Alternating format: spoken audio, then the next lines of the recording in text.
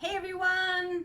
I'm live at 5. It's Wednesday. I had just gone on about 45 minutes ago and I had kind of said, what's this training about? So I think I'm going to start doing that a little bit. Just like an hour before, I'm going to pop in and be like, hey, we're going to be live in an hour. This is what we're talking about. Because I think that's cool.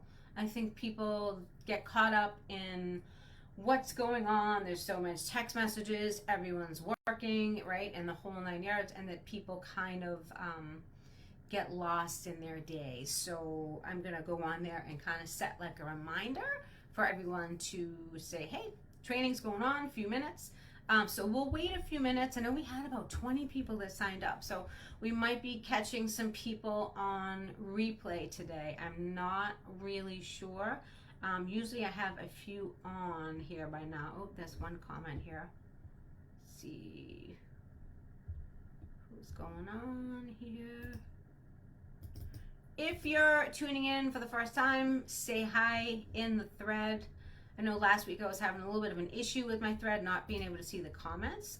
So if you can say hello, I'm going to say hello. Hello, everyone. Tell me where you're from. And then I'll get started. Okay. Hi, Natalia. How are you, girl? I saw you popped in. All right. We'll just wait another minute for people to come on. I know sometimes people are just kind of getting out of work, and it takes them a little while to kind of get going. So we'll wait. Let's see. Natalia, how was your week so far? How was your week? How was everyone's week? Let me know how everyone's week is. It's Wednesday, hump day, right? It is Wednesday, hump day. So I'm going to get started. It looks like people are going to be catching this on the replay this evening. So tonight we're going to be talking about something that can shut the doors of your business down. Ooh, someone's speaking me. Someone's hitting me. And what it is it why your inactions will close the doors to your cleaning business or any business for that matter. So for those of you that are tuning in for the first time, my name is Cheryl Hager. I am a cleaning business coach. I'm also a cleaning business owner. I help cleaning business owners learn how to hire their dream teams, master the art of selling, and learn how to execute in your business. I have a cleaning company called Made Bright. I'm in the Boston, Massachusetts area. You can check it out online. It's madebright.cleaning. Made Bright spelled MAIDBRITE .cleaning, not .com. I no longer clean in my company. I haven't for a while. I run the business and do the operations, the sales, the marketing. I took it from zero when I started it to over 700,000 and growing. And I did it in less than 4 years. The best part is that I only work the cleaning business about 20 hours a week, and I no longer clean. How did I do that? I tell everyone with actionable steps, with leverage systems, and the big word, the big phrase is focused execution. Execution, and that's one of the things we're going to be talking about tonight. So we just opened our second office a little while ago. That's going great. We picked up 10 more neighboring towns. So what do I do as a coach? I teach you all to do the same things that I did, that I still do in my business, depending on where you're at, because everyone's at a different level for their cleaning business and what your goals are. Everyone has different goals, okay? So that's what I do. I want to do a quick introduction. Many of you may have seen that I have someone helping me. Her name is Sarah. She is going to be helping me with some community management. Her profile, however, is the first. So her profile is going to be Pia, and Pia is her first daughter's nickname. So her first daughter's name is Sophia, and she didn't know how to say her own name, so she called herself Pia. So Sarah's profile is the nickname of her first daughter, which is Pia. So I don't want anyone to get confused. She's gonna just be helping me with admin stuff, sending trainings to people, getting people excited. So I'm a coach that is completely obsessed with getting my clients results. And all I want to do is I want to spend time working with them, getting them results, getting them out of the field, increasing their revenues, and helping them create their dream business. So when I get bogged down with admin stuff, it takes away from that, and I want to spend all my time helping you. So I decided to have someone come in and help me. Her name is Sarah. You're going to see her name floating here and there. We're working on another big project that I'm going to talk to you about in a little while, that I'm super excited about when we get close to being done. So I just wanted to let you know her name is Sarah. Give her a big welcome. You're going to see her profile in there, here and there. So let's talk about tonight's topic, and that is inaction. Okay, so tonight's topic is all about inaction, the cost of doing nothing. Does any of this sound familiar? So have you ever said to yourself, I want to launch, but I'm not 100% ready, right? Or I don't think I'm qualified enough. Or what if I fail? Or I have to ask my husband. I don't have the money. It's too expensive. What about I'll start tomorrow, right? That's a big one. That's a big non-execution one. Or I'll wait and I'll start next month. So these are all excuses. They're all procrastinations, all self-belief issues going on here, right? So leaders don't say these things. They take action right away. So ask yourself, are you a leader or are you an excuse maker? Do you push things off because you don't want to make decisions? Do decisions frighten you? Okay, most of the times, big CEOs, they're great at execution. They're great at making decisions. So, and too often I hear people, they tell me their dreams of starting a new business or growing an existing business, only to come back with a handful of excuses, right? 6 months later, and they've made zero progress on it. So the leaders I talk to every day, they want to grow their brands. They want to add more staff. They want to get better at hiring, creating pricing models, leveraging technology in their business, right? But for some reason, they're always too busy, or they have other priorities that keep coming up. So you all have to realize that there is no tomorrow. Your success starts today in your daily activities, right? So in reality, what this actually translates to is poor time management. It also translates to procrastination, fear, and self-doubt. So we're going to dive in tonight into the true cost of inaction, because I genuinely believe there is a part of every single person that wants to put something out into the world that is a reflection of their authentic self, right? Most of us are servers by heart. We're cleaners. We love to clean, but we also like to help people. We also like to serve, okay? And the reality is, most of you cause your own problems. It's all in your own head, right? You get caught up in the weeds of logistical details. You analyze everything to death, okay? We're all easily distracted by social media, by reels, your personal life, the animals, right? There's always going to be stuff going on, and you just need to figure out how to separate your personal stuff from the business stuff. So if you're too indecisive, or you ask a million people the same question, and women are super, super guilty of this, like they ask their husbands who don't have any role in their business for permission, right? If your husband is not making the decisions, I mean, sure, you can run it by him, right? We all want to give the person that's on our life, run it by him, but why would you ask for permission, right? There's a difference between running by this idea and be like, hey, I think I'm going to try this. What do you think? You don't have to ask for permission if he's not signing the paychecks, right? People take advice from people that don't know anything about what's going on in their business, okay?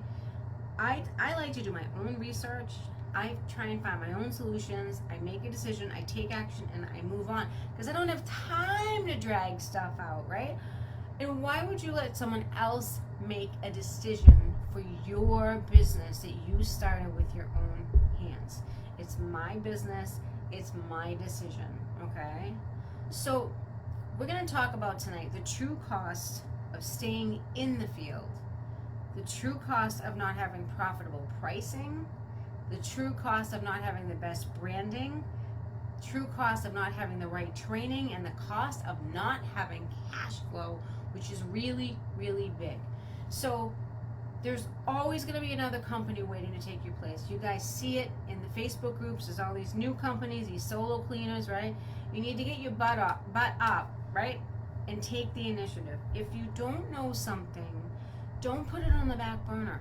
Go and find the answer. Do you know how many problems you're going to have to solve as a CEO, as an operational manager on a daily basis when you have a full staff? They're going to be coming at you like crazy, right? So you need to know how to execute fast and get things off your plate. Is this making sense? If this is making sense, let me know. If this is making sense. I know we have a couple people on here. If this is making sense, let me know. Making sense, making sense, making sense. Hello, who's making sense? So let's talk about this. What is analysis paralysis in business? I always tell everyone that this describes an individual or a group that is unable to make a decision or take action due to over-analyzing or overthinking a situation. This could be through overthinking a problem, falsely believing a solution, like something's just around the corner, or having too much data to sort through, okay? Not having enough to assess the situation. Analysis paralysis occurs when a decision maker overthinks or overanalyzes a situation, which halts the ability for them to move forward and take action. So this inevitably slows down your progress. You spend more time on one project and you have difficulty reaching a decision. So this negatively is going to affect your business outcome, okay?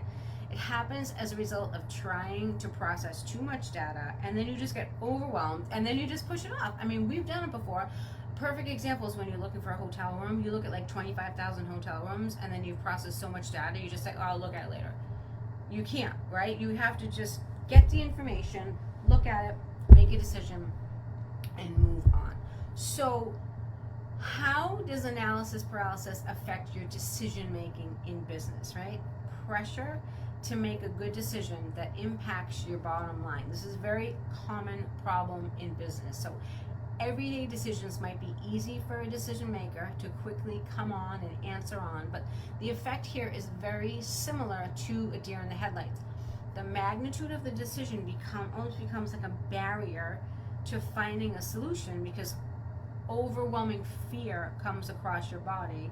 You're afraid to make the wrong choice. You're constantly second guessing yourself, and you think it's actually better to not make a decision at all, okay? So how do we kick analysis paralysis? And if you want to take some notes, you may certainly can. I'm going to check in. If you're coming in, I see 4 people. Just say hello for the first time. I can't really see anyone for some reason. I'm going to say hello everyone again and see if it pops up. Oh, there we go. Hey Katrina, hey Jeannie, late but here. Yeah, everyone seems to be late tonight. That's okay. That's what the replay is for, ladies. So how do we kick analysis paralysis? If you want to write this down, the first thing you can do is you have to clarify your goal, all right? It's commonly stated that you can't get anywhere if you don't know where you're going, right? If you don't know your destination. So sometimes we have a vague idea of what we're trying to achieve and, you know, this decision that we're trying to make, but you should clarify the goal, narrow it down to something more easily quantified and analyzed, right? So you must have a clear and concise written list of goals. Who here has a written list of goals? I do. Woo! And I'm about to put them on a big whiteboard, right? I'm going to have a couple of whiteboards, and we're going to put them on a big whiteboard. So you need revenue goals. That's obviously number 1. You need hiring goals, number 2. And you need goals as a leader. So your goals as a leader are almost like personal goals, personal development goals to become a better leader, right? If you don't have goals, there's no sense in having a business, right?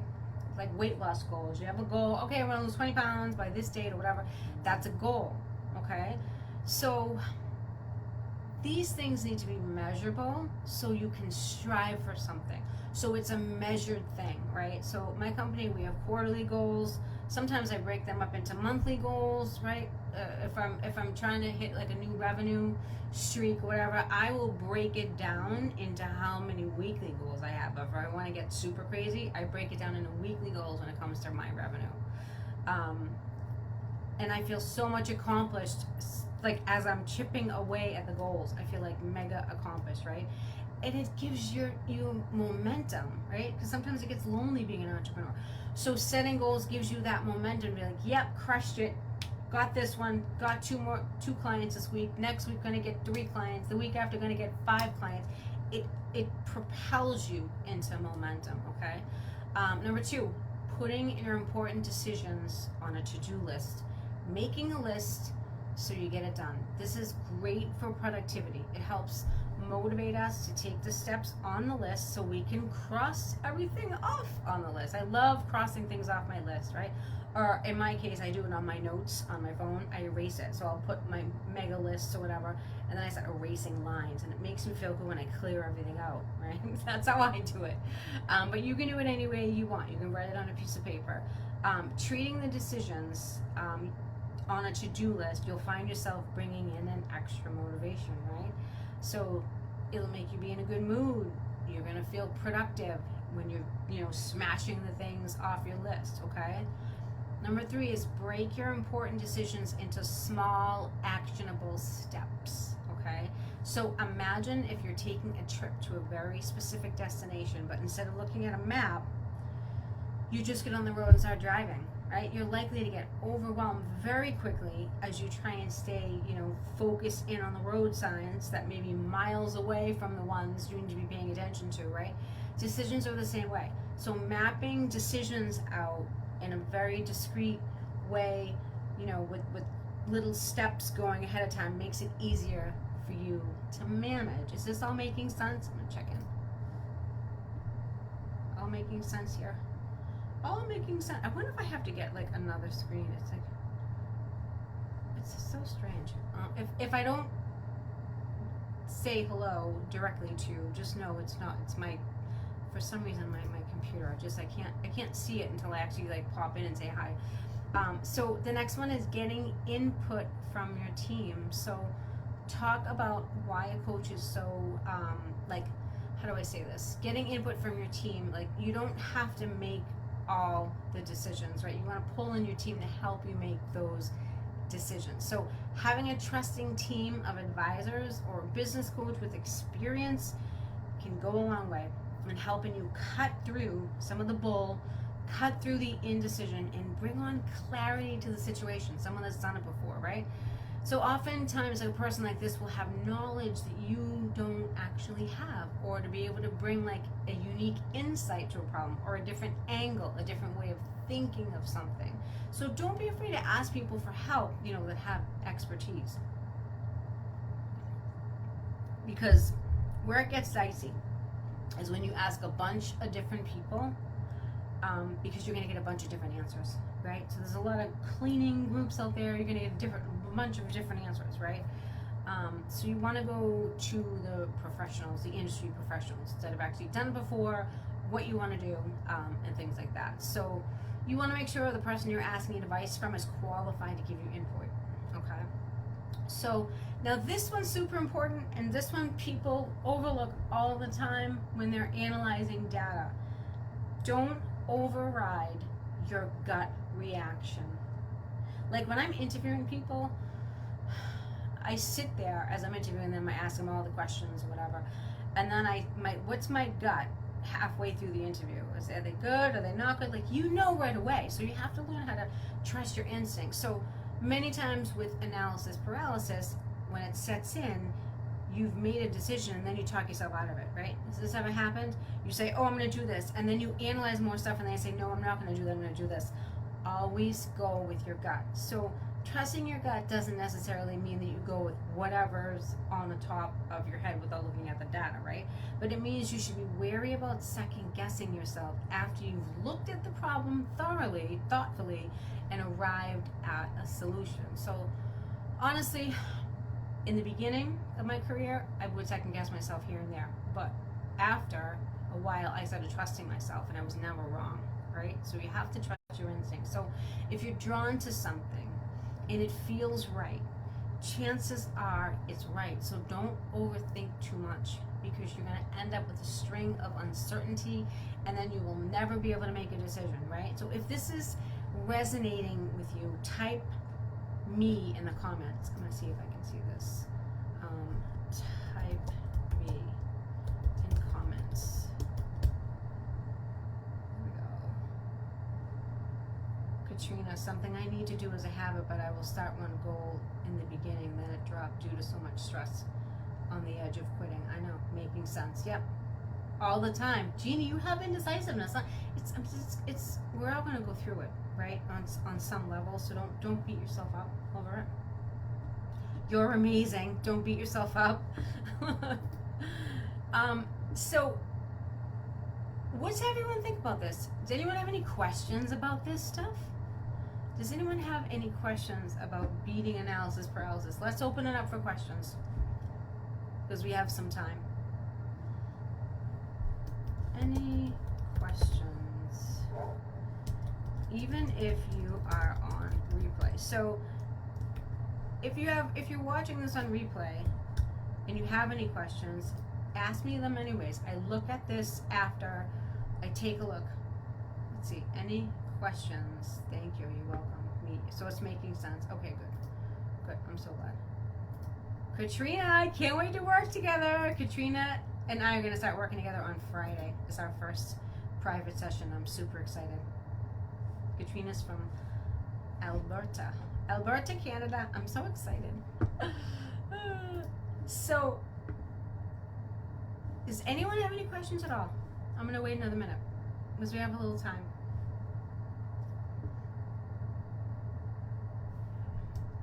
Any questions? Let's see. How about this?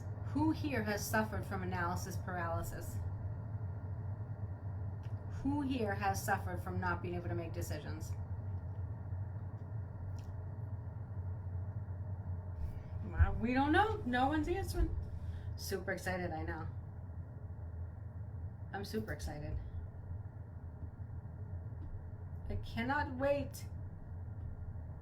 So if no one has any questions, hopefully you wrote it down. If you're watching this on replay, definitely take notes. So if you feel that you're an action taker and you're done with making excuses and you want to take control of your business, we should have a chat, right? We should have a chat. I am, this week, I am launching a new 6-month, it's called Drop the Mop and Scale Accelerator. It's launching October 23rd. I'm taking, I call it an application interview now. What does that look like? So an interview application is where I just ask you a bunch of questions, right? I want to see everything that's going on in your business, what's going on, almost like we do a diagnostic, right? See what's going on in your business, see if this accelerator program might be a good fit for you. Some people aren't ready to scale, and that is totally okay. If you're not ready to scale, it's totally okay. They think they might be, but after our interview, we might find they aren't, and that's fine. This accelerator, I tell people, this is for people that are done making excuses, ready to make a change, ready to get out of the field like I was, okay? But you got to be ready for it, because it requires work, right? I make you work for it, but it's for the better. And the results are absolutely amazing. So there's a program going on right now. It started in the spring, and it was the spring cohort. And like, there's clients in there, like, they amaze me every day. Like, they're tripling their revenues, they're quadrupling their revenues, they're creating management tiers within their staff. They're getting themselves out of the field, and they're running their businesses on their own. Like, I am talking, I have had, people that have just started to people that are already making, $300,000 a year plus, and they're, trying to still get out of the field. But like, my clients, like, I can't even describe to you, like, I'm totally obsessed with helping my clients, like, just create the business of their dreams. And that's why I do what I do every Wednesday, because I love you guys and I want you to scale. But the program, it's already producing. People they're having massive results from people all over the country. And so it's going to give you a major transformation in your business. It's going to give you time freedom. It's going to get that goddamn mop out of your hand every day, right? You don't need to be holding a mop every day because you're the owner of the company. So what I'm doing is I'm only doing 4 registration periods a year. So the second registration period right now is open. It's only going to be open until the 23rd of October, and then I'm closing it, and the next accelerator will not start until January. Why am I doing that? Because the camaraderie that's been built with the 9 people that are in the current accelerator is like something I've never seen. Like, these women are like, they're cheering each other on, they're helping each other, they're forming friendships. Like, we all get on a live every week, like a Zoom rather, a training, and we work together on issues. And I mean, we just had Candace from her business. She went from being in the field to taking a vacation, going out of state, going from all the way up to Indiana down to Florida, and her team sent her a message right before she left and said, "Don't worry, we got this." That is amazing. Like, that just made me, like, I was so happy. And I don't want to say I want to cry, but I was like so happy for her, because this was such a big thing to be able to leave your business while it's still functioning and the money's still coming in, and you go on vacation with your family to Florida for a week. Like, that's the magic, ladies and gentlemen. So if you don't have that and you want that, come talk to me. I'll help you do it. So if you're interested, just type drop them up and scale. How about that? Drop them up, because everyone wants to drop them up. And I'll reach out. We'll set up our little strategy interview. And then if you're serious about scaling your business, don't delay, because I can help you, because I've been helping like just so many women, and they amaze me. They amaze me how good they're doing. I hope you all have a good evening. And I hope this was helpful. I hope that you're gonna break through your analysis paralysis, because you need to be able to scale. So have a great evening. All right, talk to you later. Bye.